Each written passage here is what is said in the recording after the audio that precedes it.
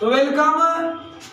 आइए आज हम सुमित सर आप सभी के लिए एक बेहतरीन प्लानिंग के साथ लगभग 2 मार्क या 5 मार्क का क्वेश्चन लेकर के आए हैं, एक फिगर लेकर के आए हैं जो कि बहुत इंपॉर्टेंट डायग्राम होगा।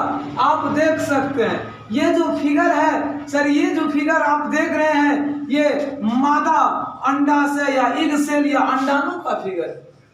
इस अंडाणु का हम लोग एक सचित्र वर्णन किए हैं जिसको हम लोग अच्छे से बारीकी से देखेंगे।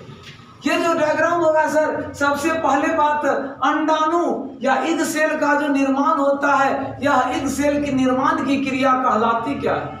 एग सेल की निर्माण की क्रिया जो होती है सर, यह अंडोत्सर्ग क्या कहते हैं, ओवुलेशन कहलाता है, अंडोत्सर्ग कहलाता है। सर अंडोत्सर्ग की क्रिया के दौरान क्या होता है, अंडाणु बनता है और अंडोत्सर्ग की क्रिया को प्रेरित करता है कौन सा सर, LH हार्मोन।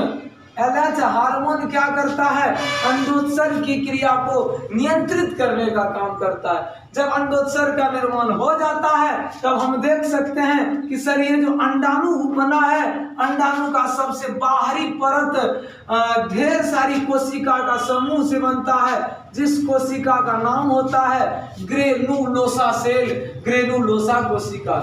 ग्रेनुलोसा कोशिका के समूह से कोरोना रेडिएटा का निर्माण होता है जो अंडाणु का सबसे बाहरी परत होता है या बाहरी झिल्ली कह सकते हैं।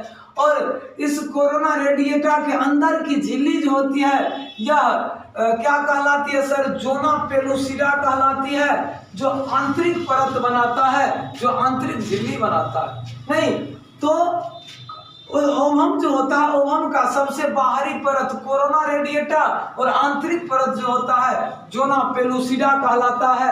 ये कोरोना रेडिएटा जो होता है ग्रेनुलोसा कोशिका के समूह से मिलकर बना होता है और ये जो जोना पेलुसिडा आंतरिक परत होता है यह ग्लाइकोप्रोटीन से मिलकर बना होता है।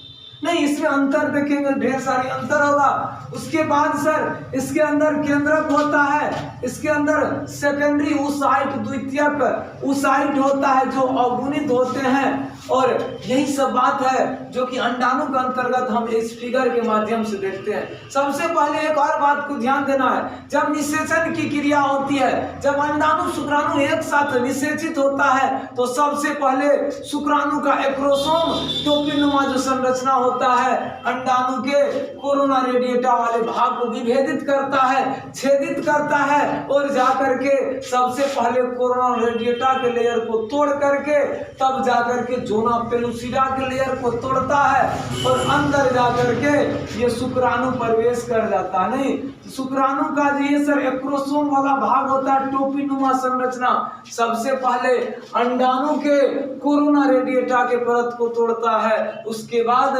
जोना पेलुसिडा को तोड़ता है, उसके बाद अंडाणु के अंदर प्रवेश कर जाती है और अंडाणु के अंदर भी केंद्रक, शुक्राणु के अंदर भी केंद्रक, केंद्रक और केंद्रक एक साथ शोषित करता है। बाद बाकी अंडाणु का लेयर परत, शुक्राणु का अन्य सारा भाग जो होता है सब नष्ट हो जाती है, निषेचन की क्रिया पूर्ण हो जाती है।